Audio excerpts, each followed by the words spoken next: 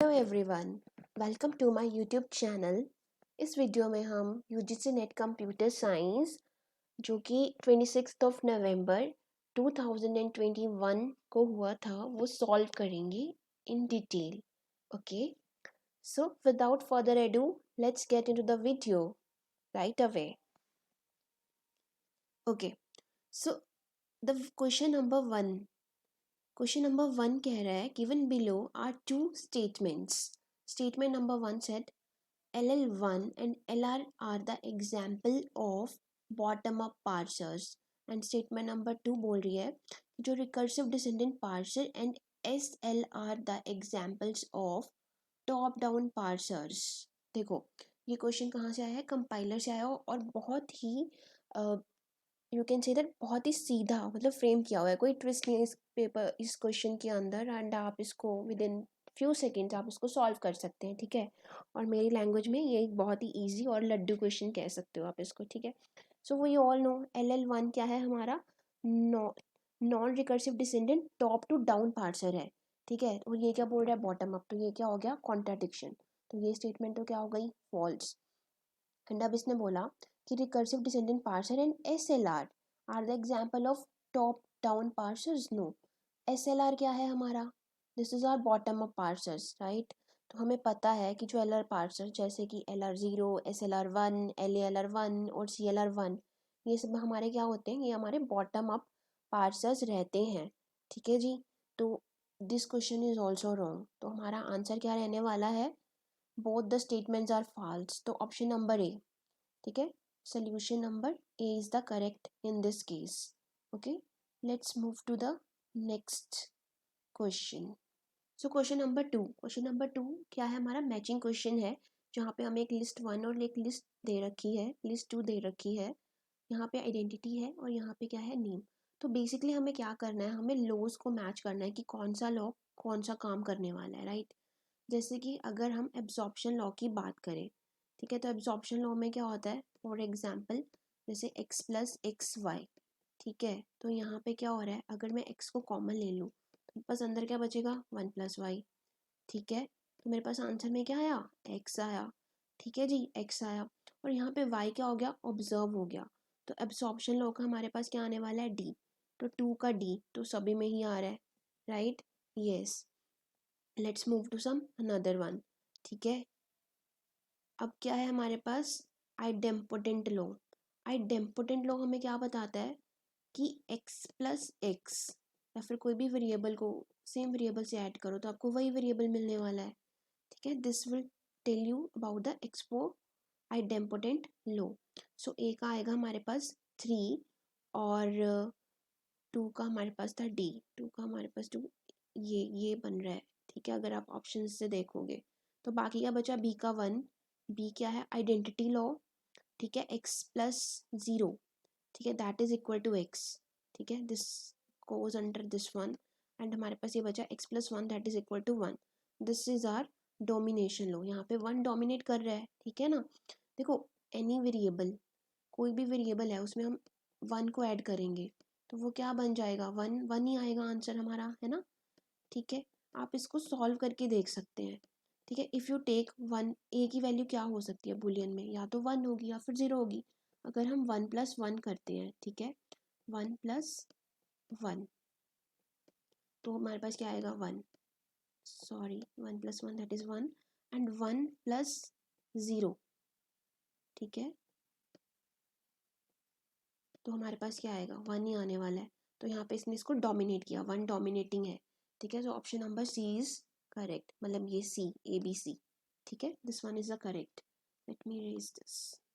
Question number 3 is in software testing, beta testing is the testing performed by A is potential customer at the developer's location, B is potential customer at their own location, C is product developers at the customer's location and D is product developers at their own locations, ठीक है। तो क्या आएगा, देखो basically जो beta testing है वो क्या है, एक अपॉर्चुनिटी है for the real users to use the product in a production environment to uncover any bugs और issues before a general release, right. तो वो कस्टमर की एंड पे होती है, ठीक है, बट करेगा कौन, डेवलपर ही करेगा कस्टमर के एंड पे।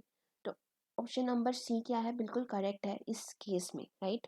Question number 4, given below are two statements. तो दो स्टेटमेंट्स गिवन है। स्टेटमेंट 1 कह रही है in an undirected graph number of odd degree vertices is even, ठीक है। और statement 2, in an undirected graph sum of degree of all the vertices is even. तो ये तो बहुत ही फेमस थ्योरम है ग्राफ थ्योरी की, they both are true, right, both are true. तो फर्स्ट वन तो हमें हैंड शेकिंग लेमा के बारे में बता रही है, और सेकंड वन क्या है, सेकंड वन ये बता रही है sum of degree of all the vertices is even, right. हमने पढ़ा है ये वाला क्वेश्चन, क्या very very famous these two theorems are. तो the both are true, statement 1 and statement 2 both are true, ठीक है। बहुत इजी क्वेश्चन है ये भी। Okay, let's move to the question number 5। तो क्वेश्चन नंबर 5 DBMS से आया है। इसमें क्या गिवन है, given the following student course schema, ठीक है। यहाँ पे स्कीमा आएगा। उसने बोला कि देर आर टू टेबल्स, एक स्टूडेंट है और एक कोर्स टेबल है। तो जो स्टूडेंट है हमारा, उसमें हमारे पास क्या है, 3 कॉलम्स हैं, that is roll number, name and course number. And similarly जो कोर्स टेबल बनेगा उसमें course number, course name and capacity are the 3 columns, ठीक है। Where roll number is the primary key of the relation student. यहाँ पे roll number क्या है हमारे पास, प्राइमरी की है, and course number is the primary key of the relation course, और course number हमारे पास क्या रहेगा, इसकी प्राइमरी की रहेगी। Attribute course name of the course takes uniques value only. तो जो कोर्स नेम डालने हैं हमने वो यूनिक होने चाहिए, ठीक है। There is should not be any repetition. तो क्वेश्चन बोल रहा है which of the following queries will find total number of students enrolled in each course along with its course name. मतलब एक पर्टिकुलर स्टूडेंट, जो हमारे पास टोटल कितने students हैं और उन्होंने कौन कौन से कोर्स में एनरोल किया है, राइट, हमें ये फाइंड आउट करना है। तो there are 3 queries A B and C। इनमें से ये बताना है कि कौन सी क्वेरीज हैं जो हमारा मोटिव फुलफिल कर रही हैं। इसको समझने के लिए ना हम एक रफली एक छोटा सा टेबल ड्रॉ करते हैं, ठीक है, so that we can understand this better in a better way. देखो हमारे पास क्या है, स्टूडेंट टेबल है, we have a student relation, ठीक है। So this is student, sorry for bad handwriting, right. यहाँ पर रोल नंबर है, ठीक है, और नेम और कोर्स नंबर, ठीक है, कोर्स नंबर, ठीक है, नंबर 1 2 3 4, ठीक है। नेम ले लेते हैं हम A B C, इसका भी नेम सेम ले लेते हैं C, ठीक है। कोर्स नंबर, तो A ने कोर्स नंबर 1 लिया है, B will go to the same course number, ठीक है, C2, and this one taking the course C3, ठीक है जी। अब let us make a similar, not similar, a table for course also, course, right. तो course में हमारे पास कितनी है, 3 फील्ड्स हैं, ठीक है। We have 3 fields in course table, और रिलेशन भी बोल सकते हैं इसको हम, राइट। कोर्स में हमारे पास एक कोर्स नंबर है, राइट, कोर्स नंबर, ठीक है। कोर्स का नेम होगा एंड कैपेसिटी रहेगी, और यहाँ पे एक कंस्ट्रेंट गिवन है कि जो कोर्स नेम है वो हमेशा यूनिक वैल्यू रहेगा। तो यहाँ पे हमने यूनिक वैल्यू रहने वाली है। और कोर्स, देखो यहाँ पे ये प्राइमरी की है तो डुप्लीकेसी तो आएगी नहीं। तो हमारे पास कितने कोर्स हैं, C1 C2 and C3, these are the course number. And इनका नेम ले लो। फर्स्ट लेट इज सपोज कि ये कंप्यूटर है, course number 1 deals with computer, course number 2 deals with English, and course number 3 deals with Hindi, okay. And capacity कितने number of students रह सकते हैं, ठीक है। कंप्यूटर में हमने लिए 5 स्टूडेंट ले सकते हैं, ठीक है। लेट अस टेक कंप्यूटर में, इसमें English will take 4 and Hindi will take 3 students, right. So these are the two tables of student data and course data, right. First वाला क्या बोल रहा है, select course name, count star total from student, natural join. यहाँ पे आपने natural join करना है, course group by course name, ठीक है। तो बोला ग्रुप बाय कोर्स नेम, तो इसकी आउटपुट हमारे पास क्या आएगी। सबसे पहले तो there are 2 number of columns, कौन कौन से रहने वाले हैं, एक तो कोर्स का नेम रहने वाला है, ठीक है, कोर्स का नेम, और उसके बाद क्या रहने वाला है, टोटल कि टोटल कितने नंबर ऑफ स्टूडेंट्स एनरोल करे हैं, ठीक है। तो इसका मेरे पास क्या आएगा, जैसे कि मेरे पास कंप्यूटर कोर्स है, राइट, मेरे पास इंग्लिश कोर्स है और मेरे पास हिंदी का कोर्स है, ठीक है। तो कंप्यूटर में कितने स्टूडेंट्स ने एनरोल किया है, ठीक है, सी, कंप्यूटर क्या है, C1, सी हियर C1, ठीक है। कंप्यूटर में 2 स्टूडेंट्स ने एनरोल किया तो यहाँ पे 2 आएगा। देन इंग्लिश C2 एनरोल 1, तो यहाँ पे देखो C2 के कॉरस्पॉन्डिंग सिंगल स्टूडेंट है। और C3 के कॉरस्पॉन्डिंग भी क्या है, दैट इज हिंदी के कॉरस्पॉन्डिंग भी क्या है, सिंगल स्टूडेंट है। तो 211 शुड बी द आंसर, इस क्वेरी का ये आंसर आने वाला है, ठीक है। तो ये करेक्ट है। और select C dot course name counts are total from student S course C where S dot student name number is equal to C dot course number. देखो अभी हमने यही तो किया है, नेचुरल ज्वाइन में क्या बता रहा है, जस्ट कि कॉमन फैक्टर हमने उठाना है, और यहाँ पे इसने सेम वही नेचुरल ज्वाइन वाली कंडीशन ही तो लगा दी, बट एक डिफरेंट वे में, मतलब हम कहते हैं ऑल्टरनेटिव वे में किया है, ठीक है। सेम यही वाला आंसर आएगा, ए क्वेरी का भी सेम आंसर आने वाला है, बी का भी सेम यही आंसर आने वाला है। It is go and check for the query number C. Select course name, count start total from course C, where course number in, select course number from student। अब इसने बोला select course number from student, student से आपने course number ले लिए, कौन कौन से C1 C2 C3, यहाँ पे आ जाएगा। अब इसने बोला select course name, count start total from course C, course C से सिलेक्ट करके लाओ कौन कौन से, जो स्टूडेंट नेम में है, ठीक है, जो स्टूडेंट से आप लाए हो। तो इसका हमें पता है क्या आएगा answer, the answer is only for computer is taking, तो इसकी आउटपुट तो हो गई है डिफरेंट, राइट। तो A and B should be the correct only, so option number A is correct in this case, right. You can do at your and, ठीक है। ये नेचुरल ज्वाइन पे काम कर रहे हैं, बट ये क्या है, यहाँ पे ये क्वेरी डिफरेंट रिजल्ट प्रोड्यूस करेगी as compare to upper 2 queries, right. Okay, let's move to the next question. Let me clear this. Okay, question number 7.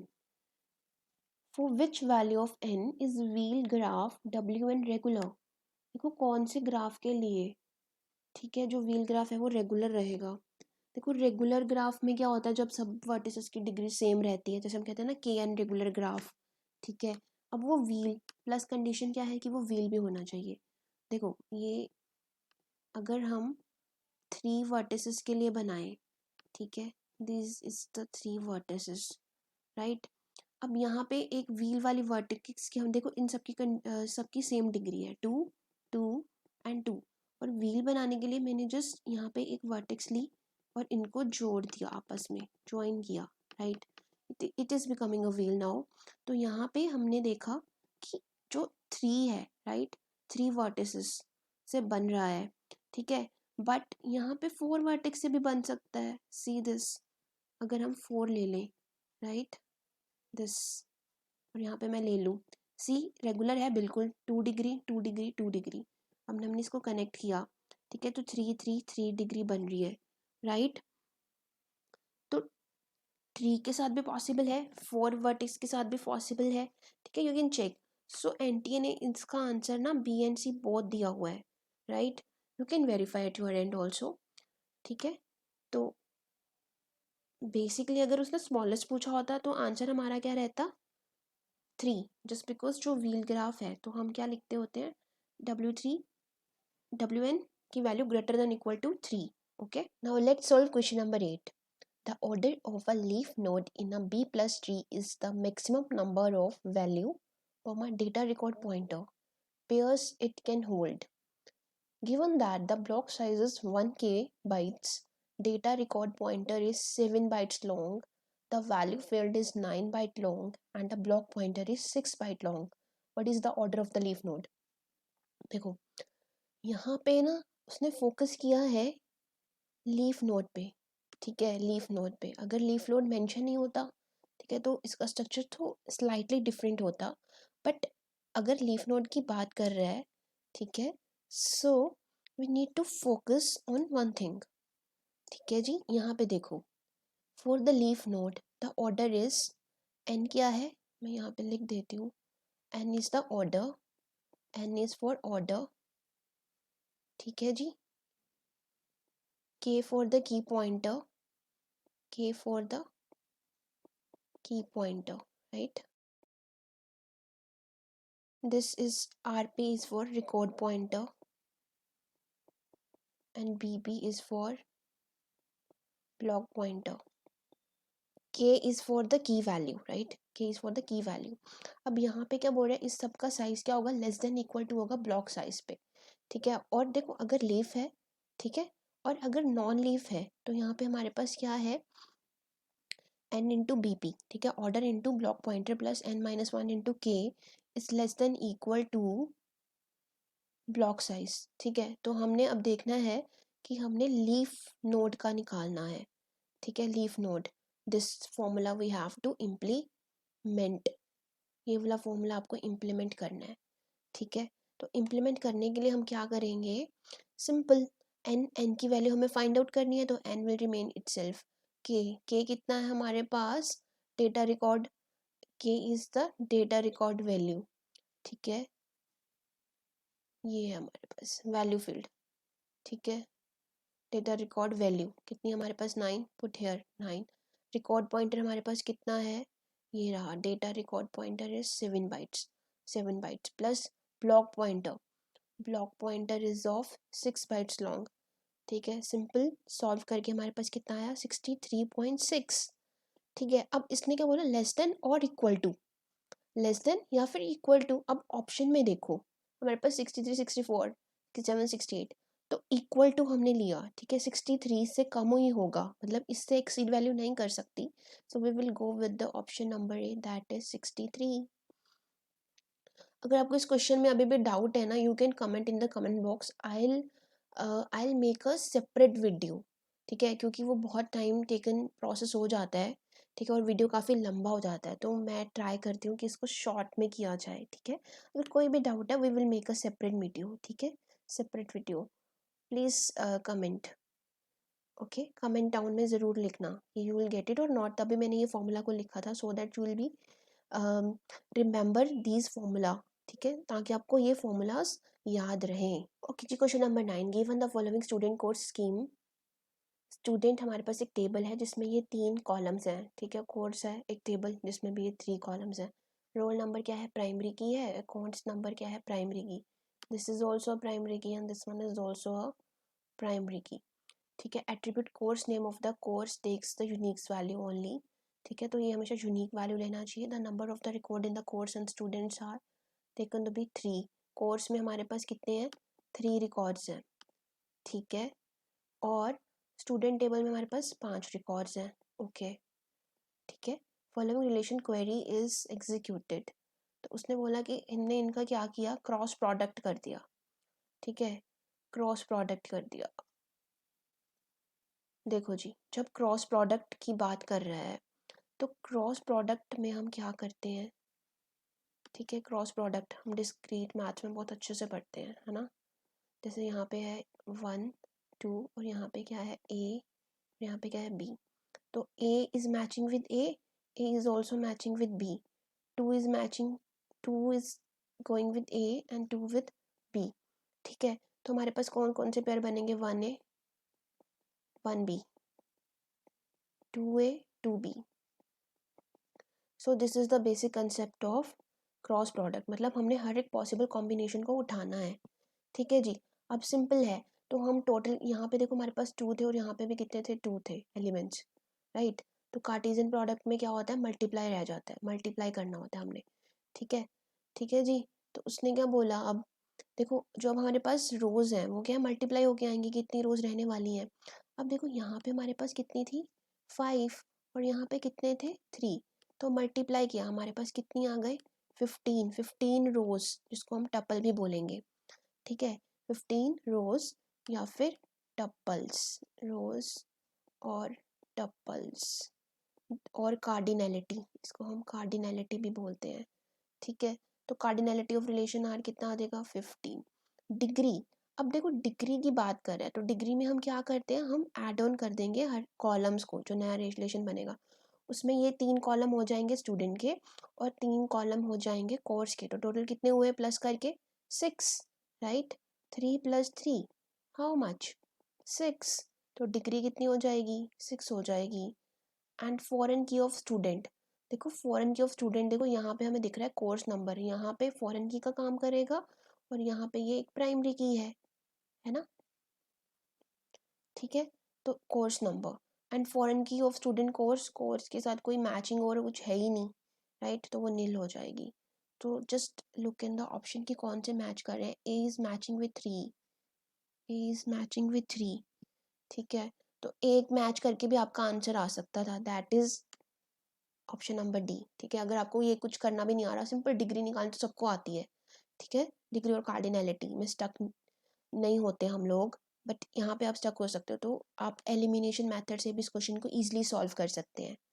Okay, question number 10 बहुत इंटरेस्टिंग वन है। क्वेश्चन नंबर 10 क्या बोल रहा है? How many ways are there to assign 5 different jobs to 4 different employees if every employees assigned at least 1 job, ठीक है। तो वो क्या बोल रहा है, हमारे पास 5 जॉब्स हैं, ठीक है, जैसे कि 5 जॉब्स हैं, हमने 4 बंदों को असाइन करनी है, ठीक है। तो क्वेश्चन में क्या बोल रहा है कि एटलीस्ट एक जॉब तो एक बंदे को असाइन हो ही हो। जैसे इसको हमने एक कर दी, ठीक है, फिर इसको ये दे दिया, इसको ये दे दिया और फिर इसको ये दे दिया, ठीक है, ठीक है, और इसको ये भी आएगी।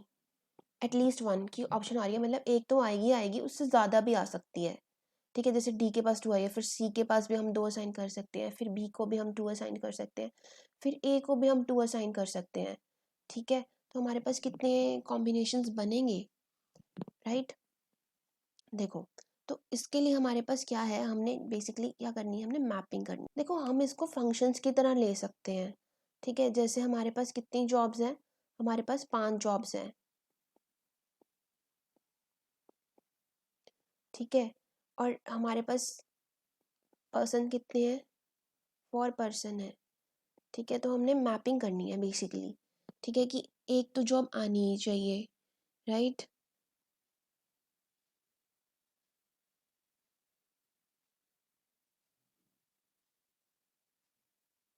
तो हम कैसे करेंगे, we'll go to use Stirling's formula, that is total minus, ठीक है। 4 में से अगर हमने 1 को असाइन करी तो रिमेनिंग 3 × 5 प्लस C for 2, ठीक है, 2 × 5 माइनस C for 3 1/5, ठीक है। तो हमारे पास टोटल कितने आएंगे, this is are 2 to the power 5, 2 square into 5, that is 2 × 10, that is 1024 minus, इसको आप सॉल्व करेंगे 4 × 3 this is our 3/5, 972 plus 192 minus 4, that is equal to 240. Option number C is correct. Question number 11. Consider the following 2 statements. Statement number 1. Relational database schema represent the logical design of the database. ये तो बिल्कुल correct है, जो हमारा relation है वो logical design को represent करता है। Current snapshot of a relation only provides the degree of the relation, बिल्कुल भी नहीं। देखो इसने ना यहाँ पे ना ओनली लिख दिया, ठीक है, ओनली नहीं है, यहाँ पे मल्टीपल फीचर्स को प्रोवाइड करेगा, डिग्री को, कार्डिनैलिटी को, उसके रिलेशनशिप को, राइट। तो वही रिलेशन से हमें ओनली नहीं आना चाहिए था यहाँ पे, तो ओनली तो नहीं है क्योंकि एक्स्ट्रा चीज़ें भी पता चलती हैं, तो ये तो फॉल्स हो जाएगा। तो स्टेटमेंट नंबर 1 तो ट्रू है, but statement number 2 is false. देखो एनटीए में ना हमें ये ध्यान रखना है ये ट्रिकी वर्ड्स का, क्योंकि सब बच्चों को आता होता है, but these kind of things will make the question solving difficult for them. ठीक है, तो be concentrated while solving this type of questions। ठीक है, ओनली ने ट्विस्ट ला दिया इस क्वेश्चन के अंदर, राइट। चलो जी नेक्स्ट क्वेश्चन सॉल्व करते हैं। Question number 12। Question number 12, which of the graphs is और आर प्लानर। ठीक है, तो हमें प्लानर ग्राफ के बारे में पूछा गया है। ठीक है, तो प्लानर ग्राफ में बेसिकली क्या रहते हैं हमारे पास, तो प्लानर ग्राफ वो होता है, ठीक है, जिसको हम ड्रॉ कर सकते हैं बिना किसी लाइन को इंटरसेक्ट करे। देखो यहाँ पे लाइन इंटरसेक्ट हो रही है ना, तो ये प्लानर ग्राफ इस पिक्चर में नहीं है, बट हम इसको रीड्रॉ करके प्लानर में कन्वर्ट कर सकते हैं। ठीक है, कैसे करेंगे, देखो जैसे this is the one thing. ठीक है, तो यहाँ पे ये ऐसे जा रही है, ठीक है, ये और ये जो जा रही है हम इसको ऐसे घुमा के भी तो ला सकते हैं, इसके मिड में है बिल्कुल, हमने इसको ऐसे कर्व भी बना दिया, तो ये क्या बन गया, प्लानर ग्राफ। ठीक है, तो this one is a planar, तो ए तो आना ही चाहिए ना, तो ये आएगा अब, ये ना और ये आएगा।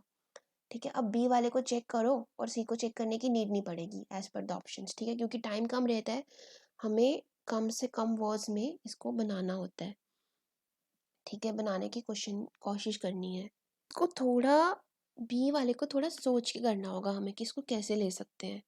जैसे कि देखो पहले ए है, ए कनेक्ट कर रहा है हमारा, A is connecting with F E D C, A is connected with F E, ठीक है, डी के साथ कर रहा है, ठीक है, और सी के साथ कर रहा है। ठीक है, मैंने इसको ऐसे बना दिया, देखो ई एंड सी आपस में कनेक्टेड है, राइट, तो हमने इसको ऐसे बना दिया कि ये आपस में कनेक्टेड है। अब देखो ए के सारे एजेस डन, यस। अब हमने लिया बी, ठीक है, B, B is connected with C, okay done, C D, okay D and F, right, बन गया। नेक्स्ट आए हम सी पे, C is connected with B, A, B, A, E and D, D के साथ भी connected and connected with F also ना, F के साथ कनेक्टेड है, हमने इसको ऐसे बना दिया, राइट, डन। अब नेक्स्ट हमारे पास क्या आया, D, D is connected with B, okay B के साथ कनेक्टेड है, ए के साथ बी कनेक्टेड है एंड एफ, एफ के साथ इसको हम अंदर से कनेक्ट कर देंगे, कनेक्टेड है ऑलरेडी यहाँ दिस वन। ठीक है, and last we have F, F is connected with A E, E के साथ हम इसको कैसे कनेक्ट करेंगे, ऐसे, right, and right A B, right A B E D, okay, then we have done. ठीक है, तो ये भी क्या बन गया, प्लानर बन गया, तो A and B should be the answer. ठीक है, option number A is correct in this case. चलो क्विकली रेस करके, इसको मैंने चेक ही नहीं किया, this is a homework for you, I know this is not planar. ठीक है, तो आप इसको चेक कर सकते हैं अपने एंड पे।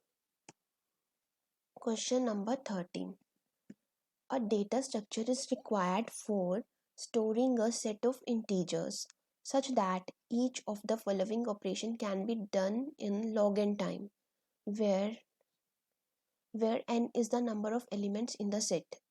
ठीक है, तो डिलीशन भी करना है हमने, ठीक है, और insertion of an element if it is not present in the set. देखो कौन सा डेटा स्ट्रक्चर करना है, लॉग एन टाइम में। ठीक है, लॉग एन टाइम में, okay, we are given a condition कि आपने ना डिलीशन करना है स्मॉलेस्ट एलिमेंट का, वो भी लॉग एन टाइम में होना चाहिए, और इंसर्ट करना है एक एलिमेंट को जो पहले से प्रेजेंट नहीं है, तो वो भी लॉग एन टाइम में होना चाहिए। तो कौन सा डेटा स्ट्रक्चर फॉलो करेंगे। ठीक है, a balance binary search tree that can be used but not a heap, तो ये बिल्कुल सही बोल रहा है, balance binary search tree, we know ना कि एक बैलेंस बाइनरी सर्च ट्री है, तो उसमें सारे operation almost log N time ही लेते हैं, राइट। We know. अब बैलेंस बाइनरी ट्री की एग्जाम्पल क्या रहेगी हमारे पास यहाँ पे, जैसे कि एवियल ट्री है, ठीक है, और जो वर्स्ट किस टाइम कॉम्प्लेक्सिटी है उसकी वो भी कितनी होती है, log n ही होती है, ठीक है। और हीप को हम कब यूज़ करेंगे, जब हमें मिनिमम या फिर मैक्सिमम एलिमेंट को फाइंड करना होगा, ठीक है, that time will take heap.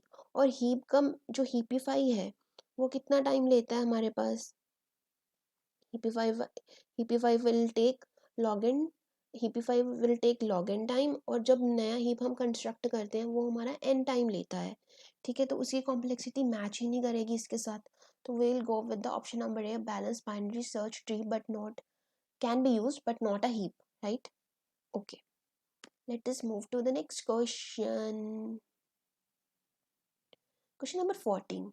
In computer software engineering, what kind of notation do formal maths predominantly use? देखो सॉफ्टवेयर इंजीनियरिंग में आप कौन सी नोटेशन को यूज करेंगे। ए कह रहा है computer code, B is diagrammatic, C is mathematical and D is textual. So बहुत ही सिंपल है, we'll go with the mathematical notations को हम यूज करते हैं। Let us move to next question, that is question number 15. ये भी सही है।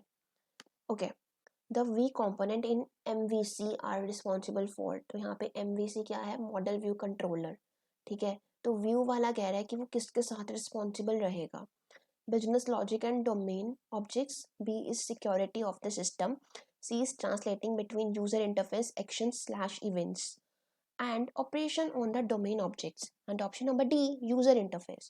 Obviously view मतलब वो कैसा दिखने वाला है, ठीक है, तो व्यू कैसे करेगा, आप हिंट लगाओगे, by hint taking an hint you will go for the option number D, that is user interface, और वो करेक्ट भी जाता, ठीक है ना। कई बार आपको ना अपनी कॉमन सेंस को यूज करना होगा while solving this kind of question, क्योंकि देखो जितना मर्जी पढ़ लो, ठीक है, देयर विल बी थिंग्स जो नहीं आएंगी पढ़े हुए में से, तो उस टाइम पे आपको क्या करना है, आपको अपना सिक्स सेंस यूज़ करना है एंड कॉमन सेंस यूज़ करके आपको बाय एलिमिनेशन मेथड यूज़ करना है। By elimination method you have to check कि कौन सा मोस्ट सुटेबल लग रहा है मुझे, ठीक है, उसको टिक करके आना है। ओके, या चलो नेक्स्ट क्वेश्चन की तरफ मूव करें, that is question number 16. Okay, identify the correct order of the following 5 level of CMM, that is capability maturity model from lower to higher, ठीक है, to measure the maturity of an organization's software process. ये question तो NTA वालों का favourite है। आई couldn't tell you that ये question ना at least 10 to 12 times तो आ चुका है हर एक सेट में, मतलब गिवन होता है, या तो आपको इसको असेंडिंग और डिसेंडिंग मतलब कि ग्रेटर देन लेस देन में लिखना होता है, या 1 2 3 करके लिखना होता है, ठीक है, या फिर आपको मैचिंग में भी आ रखा है ये क्वेश्चन कि इनिशियल लेवल पे कोई प्लान नहीं होता है ना, ऐसे इसको मैच करो, राइट। तो ये तो बड़ा फेवरेट क्वेश्चन है एनटीए वालों का, ठीक है। तो ये 2 के फ्री नंबर हैं, ठीक है, 2 मार्क्स फॉर फ्री, ठीक है, पढ़ा हुआ क्वेश्चन, लड्डू क्वेश्चन। तो क्या रहेगा, सबसे पहले इनिशियल सी आना चाहिए, वेरी स्मार्ट, सब में सी आ रहा है। देन क्या आएगा, रिपीटेबल ई आना चाहिए, तो 2 आएंगे, initial, repeat, then matching, defined, then managed and optimized, ठीक है जी। देखो सिंपल है, जिसको नहीं भी आता ना, ऑप्टिमाइजेशन कब होगी, लास्ट लेवल पे, ये याद रखना है आपने। तो option number D is correct for this question. Okay जी, question number 17। Question number 17 from artificial intelligence, क्या गिवन है, given below are 2 statements. Okay, 2 statement है। स्टेटमेंट नंबर 1 बोल रहा है breadth first search is optimal when all the step cost are equal, whereas uniform cost search is optimal with any step cost. Obviously correct है ये question का first वाला। देखो जी क्या बोल रहा है वो, देखो देखो यूनिफॉर्म कोस्ट में क्या होता है, जैसे कि let us take an example, ठीक है। ओके, तो इसने बोला ऑप्टिमल कब रहेगा, जब सभी स्टेप जो मैंने लिए हैं वो ना, वो सभी सेम कोर्स करते हैं। देखो ब्रेथ फर्स्ट सर्च में वो कैसे करेगा, पहले वो ए पे गया, ठीक है, let me change the colour, A पे गया, फिर वो बी पे गया, फिर वो सी पे गया, ठीक है, उसके बाद वो कहाँ पे जाएगा, ऐसे जाएगा, ठीक है, मतलब ए देन बी देन सी, अगर यहाँ पे डी है देन ई है, तो ये बोला ऑप्टिमल है, क्योंकि पूरा का पूरा अगर सोल्यूशन एग्जिस्ट करता है इस ट्री के अंदर तो फुल ट्रेवर्सिंग में वो हमें मिलेगा, तो ऑप्टिमल है, fine. When all the step cost are equal. तो बोल रहा है कि जब मैंने यहाँ से यहाँ मूव किया तो सेम कोस्ट लग रही है मुझे, ठीक है ना, यहाँ से यहाँ भी सेम कोस्ट लग रही है। Where is the uniform cost search is optimal with any step cost. हाँ बिल्कुल, क्यों, क्योंकि यूनिफॉर्म है, मतलब सबकी सेम कोस्ट रहने वाली है, जैसे कि 1, इसकी भी 1, इसकी भी 1, ठीक है। जहाँ पे जैसे मर्जी मूव करो, you have to cost only 1, ठीक है, इस केस में। तो this is the correct statement. Number 2, when all the steps cost are same uniform research when all the steps cost are same uniform cost research expands more nodes at the depth d than the breadth first search। तो अब ये क्या बोलना चाह रहा है, वो बोल रहा है कि जब स्टेप कोस्ट तो सेम है ना, तो वो क्या लेगा, वो मोर नोड्स जाएगा डेप्थ फर्स्ट सर्च में rather than the breath first search. मतलब देखो, ये मेरे पास एक ट्री है, यूनिफॉर्मली है, जैसे मर्जी ट्रिवर्स करो, ठीक है। यहाँ से यहाँ गई, मुझे 1 रुपीज़ का कोस्ट लगा, फिर यहाँ से यहाँ मैं गई, फिर 1 रुपीज़ का कोस्ट लगा, ठीक है। तो ऐसे करते करते ना वो कह रहा है कि जब सेम कोस्ट लगेगी, ठीक है, तो वो डेप्थ फर्स्ट सर्च में जाएगा rather than taking the breath first search, क्योंकि उसे लग रहा है कि मे बी इस नोट पे मुझे सोल्यूशन मिल सकता है। अगर लेटर सपोज नहीं मिला तो वो क्या करेगा, बैक ट्रैक करके वापस से फाइंड आउट कर लेगा। तो दिस इज ऑल्सो ट्रू, ठीक है। So both the statements are true. Question number 18, given a relation scheme, R एक रिलेशन है जिसमें X Y Z W are the functional dependencies है, ठीक है। तो उसने बोला कि फंक्शनल डिपेंडेंसी है X tends to Y and Z tends to W, all the attributes are single and atomic values. तो रिलेशन क्या बनेगा हमारा, देखो सबसे पहले हमें क्या फाइंड करनी है, हमें कैंडिडेट की फाइंड करनी है। तो कैंडिडेट की साफ साफ दिख रही है मुझे, क्या है दिस, ठीक है ना। एक्स से मुझे वाई मिल गया और जेड से मुझे डब्ल्यू मिल गया, एक्स वाई जेड डब्ल्यू, ठीक है, ये हमारे पास आ गई। तो उसने क्या बोला, relation is in first form, obviously first form है, ठीक है। तो उसने बोला the relation is in second normal form. Second normal form में है क्या, ज़रा सोचो, is the relation is in second normal form, है क्या, बिल्कुल भी नहीं। क्यों, क्योंकि prime attributes partial dependency, this means part of a candidate की जो पार्ट है, देखो x is only a part of the candidate key that is going for some attribute, ठीक है ना। तो पार्शियल की एग्जिस्ट नहीं करती, बट यहाँ पे है, सो ये सेकंड ऑर्डर फॉर्म में नहीं है। The primary key of R is Y X and Z, बिल्कुल है, ये हमने फाइंड आउट किया है अभी अभी। So A and C is correct, option number A is correct in this case. Super easy question this is, है ना, यस ऐसे क्वेश्चन आने चाहिए। Question number 19, which of the following statements given below are correct. Okay, कौन सी correct है, the mid point और Bresenham algorithm for rastering lines is optimized relative to DD algorithm in that। Okay, तो ये आया है कंप्यूटर ग्राफिक्स से, तो थोड़ा सा पता होना चाहिए ब्रेसनहैम एल्गोरिदम क्या करता है। ब्रेसनहैम एल्गोरिदम क्या है, लाइन ड्राइंग एल्गोरिदम है, ठीक है, लाइन ड्रॉ करने के लिए यूज़ किया जाता है, ठीक है। तो ये क्या है, इसकी स्पेशलिटी क्या है, ये इंटीजर वेरिएबल्स पे वर्क करता है। पर जो डीडी है ना, जो डिजिटल डिफरेंशियल एनालाइजर, ये हमारा किस पे काम करता है, it will work on the floating point domain. तो इसमें थोड़ा सा क्या है कि जो देखो जैसे 15.2 है, तो उसको भी तो हम इंटीजर में कन्वर्ट करके ही लाएंगे, ठीक है। और ये बाय डिफॉल्ट ही इंटीजर में काम करता है, तो this one is considered better as compare to this one. तो ऑप्शन नंबर ए क्या बोल रहा है, it avoids round off operations, ठीक है, बिल्कुल। इंटीजर पे काम करता है तो हमें राउंड ऑफ करने की नीड ही नहीं, वो कैलकुलेशन इंटीजर में ही आने वाली है, बिल्कुल। तो सेकंड क्या बोल रहा है, इट इज़ इंक्रीमेंटल, बिल्कुल इंक्रीमेंट करेगा तभी तो एक लाइन ड्रॉ हो जाएगी। सी क्या बोल रहा है हमारे पास, it uses only integer arithmetic, very good, बिल्कुल।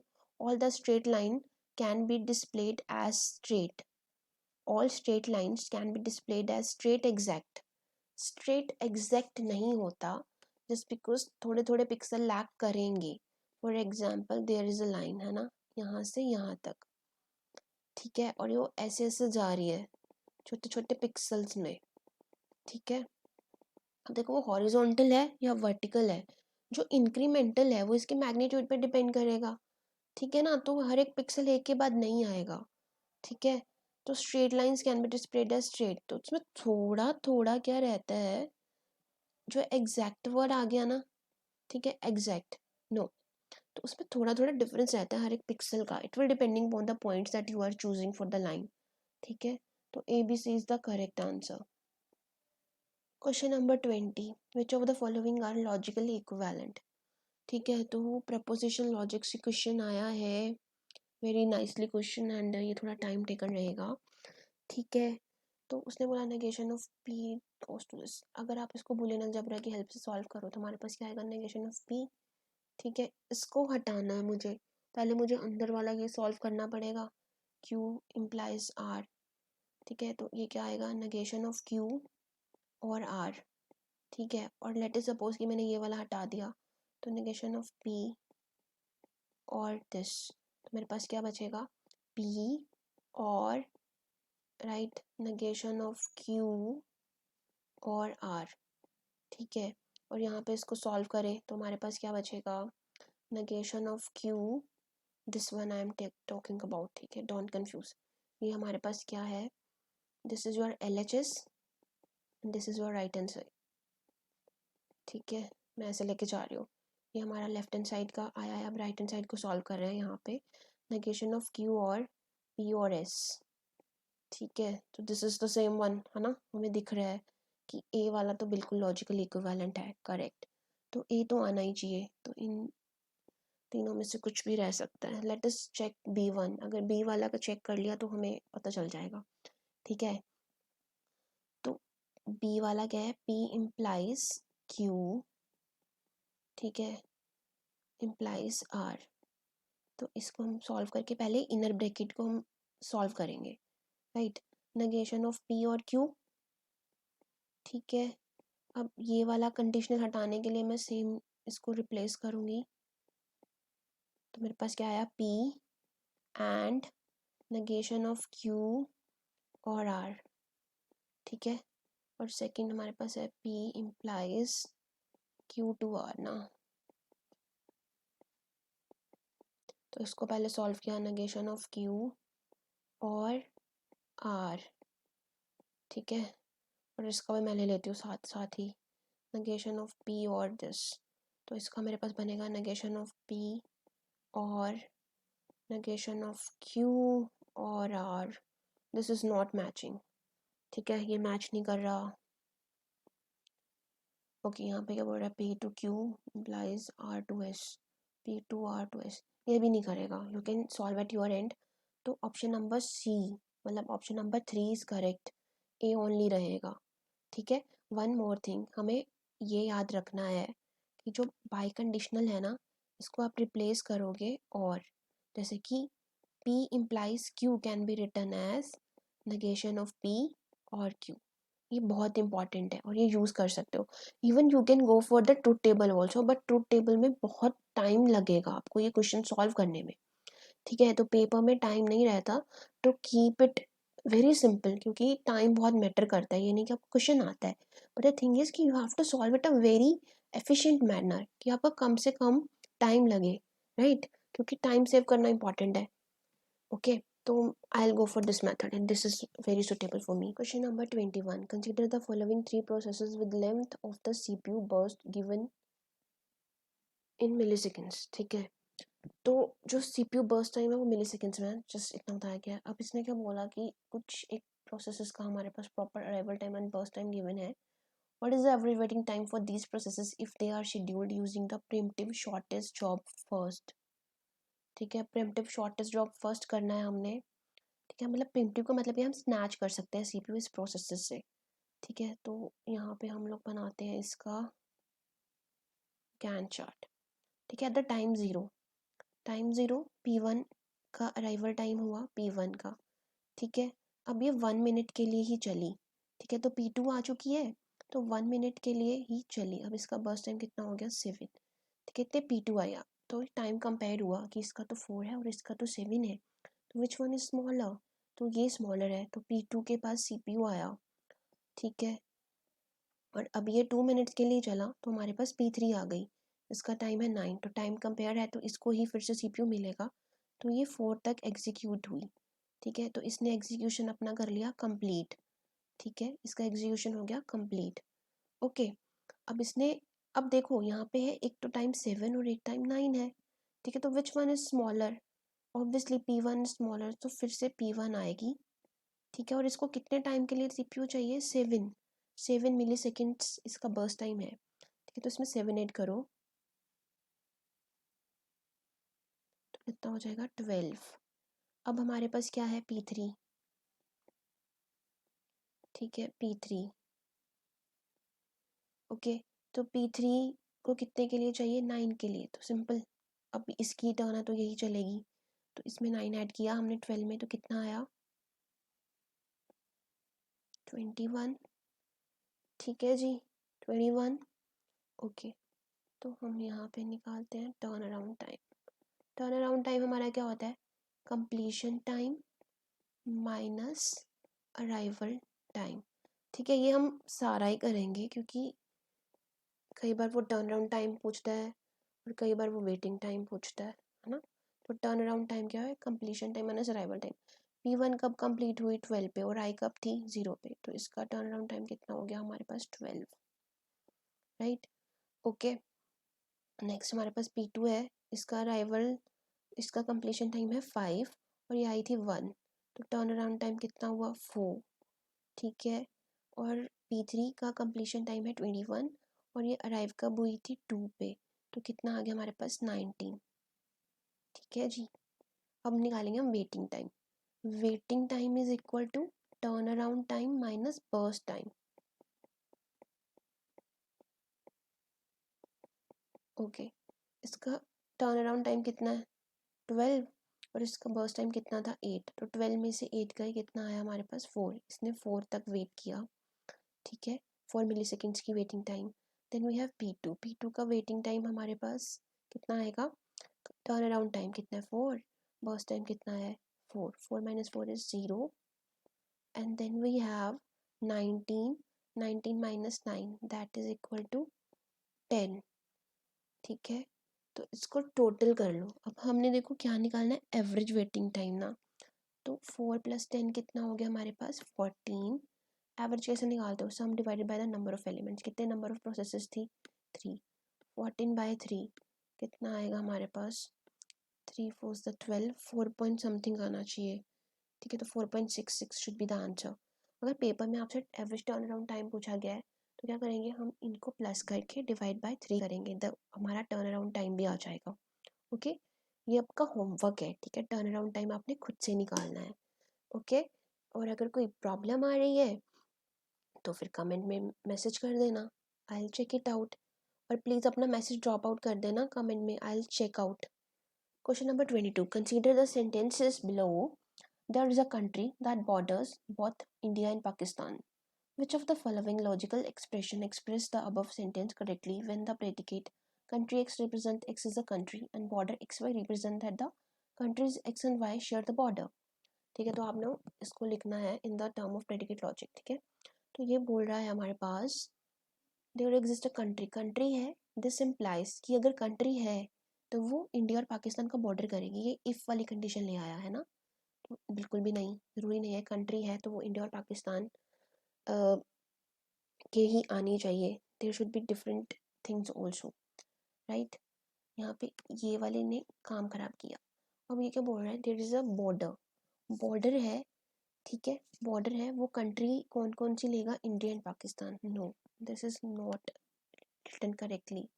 अब बोल रहा है there exist some country and, जिसका जो बॉर्डर है वो क्या होगा, इंडिया का होना चाहिए एंड बॉर्डर पाकिस्तान का होना चाहिए, या बिल्कुल कंट्री है जिसका बॉर्डर क्या है इंडिया और बॉर्डर पाकिस्तान का होना चाहिए, और हमें पता है कि देयर एग्जिस्ट के साथ हमारे पास क्या आता है, एंड आता है, और फॉर ऑल के साथ हमारे पास क्या आता है, इम्प्लीकेशन आता है। ठीक है, तो हम यहाँ से कंक्लूड निकाल सकते हैं कि this should be the correct answer. ठीक है, तो ये तो बिल्कुल भी नहीं होगा। Question number 23, in a file allocation system the following allocation schemes are used. ठीक है, फाइल एलोकेशन सिस्टम में आप कौन कौन सी करोगे, कौन सी यूज़ करते हैं, कंटिगुअस, इंडेक्स्ड, और सी क्या बोल रहा है, लिंक्ड एलोकेशन। ठीक है, कॉन्टिगुअस में क्या है, साइमल्टेनियसली, इंडेक्स में क्या है, इंडेक्सिंग करी होती है कि एक इंडेक्स होता है जो सभी ब्लॉक्स की तरफ पॉइंटर को भेज रहा होता है, एंड लिंक्ड में क्या है कि हमारे पास चेन बनी होती है। ठीक है, तो विच of the following scheme given above will not suffer from external fragmentation. External fragmentation से कौन सी सफ़र नहीं करती है, ठीक है। तो एक्सटर्नल फ्रेगमेंटेशन हम सबको पता ही है कैसे होगा, जैसे कि देयर इज सम ब्लॉक, ठीक है, ये ब्लॉक असाइन कर दिया, ठीक है, ये भी ब्लॉक असाइन कर दिया किसी मेमोरी को, ठीक है, और ये वाला ब्लॉक पड़ा है हमारा free, this is called as external fragmentation, जो मेमोरी, बट अगर अंदर हो तो वो हो जाता है इंटरनल फ्रेगमेंटेशन, ठीक है। तो एक्सटर्नल फ्रेगमेंटेशन कहाँ पे सफ़र नहीं होगी, ऑब्वियसली बताओ कहाँ पे नहीं होगी, इंडेक्स्ड और लिंक्ड में एक्सटर्नल फ्रेगमेंटेशन नहीं होगी, क्यों, just like a link list है ना, हमने कोई नोड को लेके आना है, हम क्या करेंगे, इसका पॉइंटर इसमें डाल देंगे तो ये तो यूज़ हो जाएगा, एक्सटर्नल फ्रेगमेंटेशन नहीं होगी। और इंडेक्स में भी हमारे पास ऐसे होगा कि हमारे पास चेन है, हमें पता है कि ये फ्री है, हम वहाँ पे एक पॉइंटर लगा देंगे, है ना। So B and C only, ठीक है, option number C. Okay, let me raise this. Okay, question number 24. Consider the following recursive function f in Java that takes an integer value and return a string value. Integer ले रहा है और return आपको string आएगी, ठीक है। Public static function हमारे पास ये given है, देखो एक string जाएगी इसके पास, उसने बोला int n, n की वैल्यू हमारे पास क्या है, यहाँ पे 5 है, तो मैं यहाँ पे लिख देती हूँ 5, ठीक है। f of 5 के लिए हमें वैल्यू निकालनी है, तो f of 5 हमारा ये रहा, ठीक है। तो सबसे पहले इसने फंक्शन कॉल किया f of 5 के लिए, तो हमारे पास आया f of 3, 5 minus 3 is 2 plus 5 plus f of 5 minus 3 2, that is f of 3 plus n की वैल्यू कितनी है, 5 है। अब f of 2 की वैल्यू निकालो, f of 2 की वैल्यू निकाली हमने, ठीक है। f of वैल्यू नहीं है तो सेम यही फंक्शन कॉल होगा, -1 +2 प्लस f of 0 +2, ठीक है जी। कलर चेंज करते हैं, f of -1 कितना आएगा, hyphen of then 2 plus f0, ये रिटर्न क्या करेगा हमारे पास, सॉरी प्लस नहीं आएगा, यहाँ पे इरेजर से ज्वाइंटर्स हैं,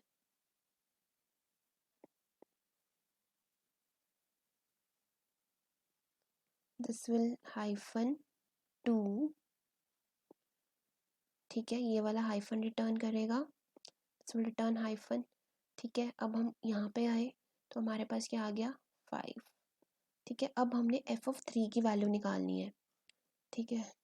f of 3 की वैल्यू कैसे निकालेंगे, this will call itself f of 0 plus 3 plus f of 3 minus 2 1 plus 3, तो इसकी वैल्यू क्या आएगी हमारे पास, हाइफन 3, f of 1 ने फिर से कॉल किया, ठीक है, क्योंकि वैल्यू लेस देन 0 नहीं है तो फिर से कॉल करेगा, this will return f of n minus 3, 1 minus 3 minus 2 plus 1 plus f of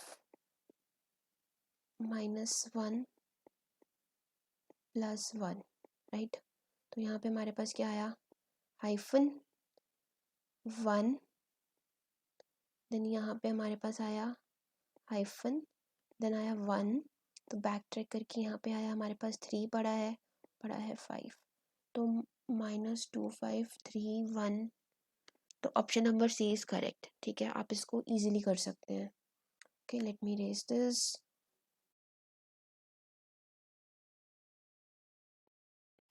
question number 25, softwares engineering से आया है, given below are two statement, one is labelled as assertion A and other is labelled as reason R. Assertion A, software developers do not do exhaustive software testing in practice, कह रहे जो developers हैं ना वो क्या करते हैं, वो टेस्टिंग्स नहीं करते हैं, ठीक है। ओके, बिल्कुल, डेवलपर्स हैं तो वो टेस्टर्स नहीं है, टेस्टर्स का डिफरेंट काम है, ठीक है। Reason R, even for small inputs, exhaustive testing is too computational intensive, that is takes too long to run all the test. बिल्कुल। देखो, जब भी ना जब भी हमारे पास कोई टेस्ट केस बनते हैं, ठीक है, तो हम उसको छोटे छोटे मॉड्यूल्स में डिवाइड करते हैं ताकि हर एक इनपुट के लिए हमारे पास करेक्ट आउटपुट आ रही है या नहीं ये वेरीफाई हो सके। ठीक है, तो स्मॉल इनपुट्स के लिए भी टास्क बहुत कंप्यूटेशनली इंटेंसिव जाता है। दिस इज बिल्कुल करेक्ट वाला answer.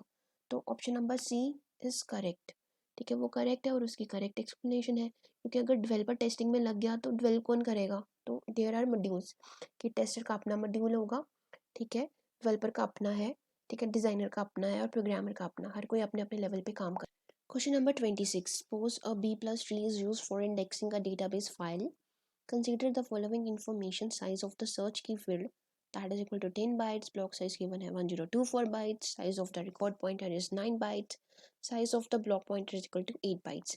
Let K be the order of internal node and L be the order of leaf node of B plus tree. Then we have to find the L and K. ठीक है, तो देखो, इस question को solve करने से पहले ना हमें समझना चाहिए कि जो इंटरनल नोड है उसका स्ट्रक्चर क्या रहेगा और जो एक्सटर्नल नोड है उसका स्ट्रक्चर क्या रहेगा। देखो, इंटरनल नोड में हमारे पास क्या है, एक पॉइंटर है सबसे पहले, फिर हमारे पास की है, ऐसे करते करते हमारे पास फिर पॉइंटर फिर की रहेगी। ठीक है, तो पॉइंटर हैं जो वो ज़्यादा रहेंगे और की वैल्यू है वो क्या रहेगी, कम रहेगी पॉइंटर्स से। ठीक है, अगर मैं बोलूँ कि हमारे पास एक्स पॉइंटर्स हैं, ठीक है ना, if you have x pointers, तो नंबर ऑफ कीज़ कितनी रहने वाली हैं? So simple, x-1 keys. ठीक है, तो ये आपको याद रखना है फॉर द इंटरनल नोड। ठीक है, इंटरनल नोड के केस में। ओके, और ये जो पूरा नोड है उसका साइज़ कितना रहता है? जो ब्लॉक साइज़ गिवन रहता है। जैसे कि सपोज करो कि इस केस में हमारे पास 1024 बाइट्स है, तो ये टोटल है जो वो लेस देन इक्वल टू रहेगा 1024 बाइट्स के। ठीक है, तो इसमें पॉइंटर की वैल्यू कितनी है हमारे पास? 8 बाइट्स, तो ये कितना हो गया हमारे पास? 8 बाइट्स का हो गया, है ना, 8 बाइट का पॉइंटर हो गया हमारे पास। और की साइज, ठीक है, कितना है हमारे पास? 10। सर्च की वैल्यू दे रखी है ना हमारे पास 10। ठीक है, तो ऐसा गिवन होगा और इसमें कितनी रहेंगी, कितना ऑर्डर आने वाला है ये हमें फाइंड करना है ना। तो हमें ऑर्डर फाइंड करना है इस नोड में। ठीक है, जो इंटरनल नोड की बात कर रहा है। अब वो बोल रहा है कि लीफ नोड का भी हमें फाइंड करना है। तो लीफ नोड के केस में हमारे पास क्या रहता है, this is our data pointer, मतलब हमारे पास क्या रहेंगे, ये पेयर्स रहेंगे। ठीक है, की और डेटा के, प्लस यहाँ पे हमारे पास क्या है, pointer to the next leaf node.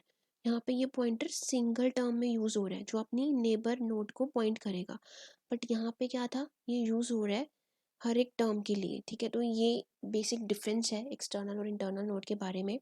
अब इसके बारे में ना हम इस क्वेश्चन को ध्यान से सॉल्व करते हैं बाय यूजिंग दिस। देखो, तो क्या बोल रहा है, for leaf nodes order is, leaf node के केस में क्या है, हमारे पास ये पेयर है की प्लस जो ये रिकॉर्ड पॉइंटर बन रहा है। ठीक है, ये वाला पेयर हमने यहाँ पे रख दिया। ये कितनी बार पेयर आएगा, जितना इसका ऑर्डर है ना। देखो, यह पेयर बन रहे हैं, कितनी बार ऑर्डर जा रहा है। ठीक है, प्लस सिंगल टाइम हमने क्या ऐड किया, ब्लॉक पॉइंटर को। ठीक है, और इसका साइज क्या है, less than equal to the block size. Clear है ना आपको? यहाँ पे देखो, फॉर्मूला को लर्न करने की नीड ही नहीं पड़ेगी अगर आपको स्ट्रक्चर समझ में आ गया। ठीक है, तो ये हमारा की और रिकॉर्ड पॉइंटर डन। ये एक पेयर है, ये पेयर मैंने लिख दिया। ये ये पेयर कितनी बार आएगा, जितना इसका ऑर्डर है। तो सपोज ऑर्डर एन है तो मैंने एन से मल्टीप्लाई किया इसको, प्लस प्लस सिंगल, अब क्या रह गया, ठीक है, ये जो पॉइंटर है हमारे पास, और इसका साइज क्या होगा, less than equal to the block size. Simple. अब लीफ नोड के हमने क्या करे, वैल्यूज पुट किए। अब देखो, हमें तो ऑर्डर ही फाइंड करना है, तो एन की वैल्यू तो हमारे पास गिवन ही नहीं है। के की वैल्यू हमारे पास कितनी है, 10। ठीक है, तो 10, और ये जो डेटा पॉइंटर है इसकी वैल्यू हमारे पास कितनी है, 9। और ये वाला जो नेक्स्ट वाला है इसकी वैल्यू हमारे पास कितनी है, 8। ठीक है, तो इसकी वैल्यू हमारे पास कितनी आ गई, 53.4। तो इसको हम कितना लेंगे, 54 के आसपास, 53 के आसपास। ठीक है, तो 53 के आसपास हमारा ये आ रहा है। ठीक है, तो ऊपर वाला भी सेम इंटरनल नोड के लिए भी फाइंड करें। तो इंटरनल नोड के केसेस में हमारे पास देखो क्या हो रहा है कि ब्लॉक पॉइंटर है जो वो कितनी बार आएगा, जितनी बार उसका ऑर्डर है ना। जैसे हमने किया था कि पॉइंटर को मैंने कितनी बार लेना है, जितनी बार उसका ऑर्डर है। ठीक है ना, तो एक्स को मैं एन से मल्टीप्लाई कर दूंगी, प्लस प्लस प्लस जो हमारे पास ये रहेगी की वैल्यू, ये कितनी है, एक्स से एक लेस थी, देखो हमने किया ना यहाँ पे, तो n-1 × k this is less than equal to block size. Clear है सबको? सो सिंपल, इसमें कुछ रट्टा मारने की ज़रूरत नहीं है अगर आपको इसका स्ट्रक्चर समझ में आ गया, इसलिए मैं ये स्ट्रक्चर वाला प्रॉपर बना के लाई थी, so that it will be easy to understand all the concept. Okay, now let us move to the next question. Still अगर कोई डाउट है तो कमेंट में मैसेज करना, I will try to solve 2 to 3 question on this particular topic, right? Okay, question number 27, given memory access time is as p nanosecond. ठीक है, तो उसने बोला कि जो मेमोरी को एक्सेस करने में मुझे p नैनोसेकंड का टाइम लग रहा है। ठीक है, और एडिशनल q नैनोसेकंड्स लग रहे हैं for handling the page fault. ठीक है, और अगर अब मुझे कोई पेज फॉल्ट हुआ तो उसको हैंडल करने में मुझे q टाइम लग रहा है। ठीक है, अब ये क्या बोल रहा है, what is the effective memory access time if the page fault occurs once for every 100 instruction. हर एक इंस्ट्रक्शन के, कह रहा है कि हर एक 100 इंस्ट्रक्शन के बाद क्या हो रहा है, एक पेज फॉल्ट अकर हो रहा है। ठीक है, तो हमें फाइंड करना है इफेक्टिव मेमोरी एक्सेस टाइम। ठीक है, ये चीज़ हमें पता करनी है। अब यहाँ पे क्या है, हमें कह रहा है कि ऑन एवरेज पेज फॉल्ट कितने हैं हमारे पास। ठीक है, ये क्यू नैनो सेकेंड्स लग रहे हैं for handling the page fault. Okay, memory effective memory access is would be find as number of normal execution time, है ना, normal execution time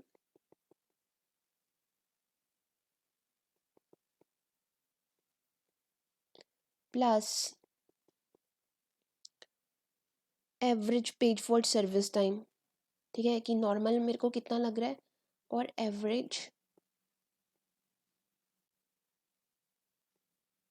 page fault service time.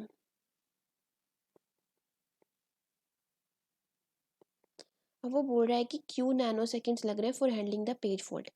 ठीक है, ये तो हमें पता है कि नॉर्मल के केस में तो हमारा पी आ रहा है प्लस, अब ये जो एवरेज पेज फॉल्ट है इसको हम कैसे निकालेंगे। Average page fault is equal to probability, मतलब प्रोबेबिलिटी लो कि एक पेज फॉल्ट पे आपको कितना टाइम लग रहा है, दैट इज क्यू, है ना, क्यू लग रहा है। ठीक है, मल्टीप्लाई बाय होता है कि पेज फॉल्ट सर्विस टाइम करने में मुझे कितना टाइम जाएगा। देखो उसने बोला एट एवरी 100 इंस्ट्रक्शंस ना, 100 इंस्ट्रक्शंस के केसेस में। ठीक है, बट मुझे 1 इंस्ट्रक्शंस पे इतना टाइम लगेगा, तो ये कितना आएगा, p प्लस क्यू बाय 100। तो option number 1 is correct in this case, right? Okay, I hope it is clear. अगर क्लियर नहीं हुआ फिर भी क्या करोगे, कमेंट में लिखोगे। Okay, question number 28, given below are two statements. Statement number 1 is clean room software process model incorporates the statistical quality certification of code increments as they accumulate into a system. And number 2 क्या बोल रहा है, clean room software engineering follows the classical analysis, design, code test and debug cycle to software development and focusing on the defect removal rather than the defect prevention. ये statement तो बिल्कुल ही गलत है। ठीक है ना, ये थोड़ी करेगा क्लासिकल एनालिसिस, उसके लिए तो हमारे पास मॉडल्स हैं, जैसे कि हमारे पास है we have a model called that is agile philosophy है हमारे पास, है ना। तो अगर हमें ये फॉलो करना है तो वो उसके पास चाहिए, इसके नहीं है। ठीक है, clean room software process incorporate the statistical quality qualification of mode increments, बिल्कुल करेक्ट। तो 1 तो ट्रू है बट स्टेटमेंट 2 इज क्या है, फॉल्स है। ठीक है, statement number D is correct. Okay, question number 29, which of the following, question number 29, given below are two statements. Statement number 1, the family of context-free language is closed under homomorphism. बिल्कुल correct है, this is 101% correct. And statement number 2, and statement number 2, the family of context-free language is closed under reversal. That is also true. बिल्कुल बिल्कुल ठीक है, तो बहुत statements are true, right? Option number B. Okay, so इसने बोला a transaction may be in one of the following state during the execution life cycle in concurrent execution environment. वो fail हो सकती है terminate. Question number 30, a transaction may be in one of the following state during its execution life cycle in concurrent execution environment. तो वो कौन कौन सी में हो सकती है, वो फेल्ड हो सकती है, टर्मिनेट हो सकती है, पार्शली कमिटेड है कमिटेड है और एक्टिव है। अब क्वेश्चन क्या आ रहा है, given a transaction in active state, active state में ट्रांजैक्शन पड़ी है एग्जीक्यूशन के टाइम पे, find the next transaction state from the options given below. ठीक है, एक्टिव स्टेट में पड़ी है तो ये बोल रहा है कि वहाँ से वो कौन कौन से स्टेटमेंट जा सकती है, सी द डायग्राम है। एक्टिव स्टेटमेंट में है तो वहाँ से वो पार्शली कमिटेड हो सकती है या फिर वो फेल हो सकती है। ऑब्वियसली यहाँ पे क्वेश्चन खत्म, पार्शली कमिटेड या फिर फेल्ड, ए और सी। ठीक है, इधर ए और C, option number D is correct. Super easy question.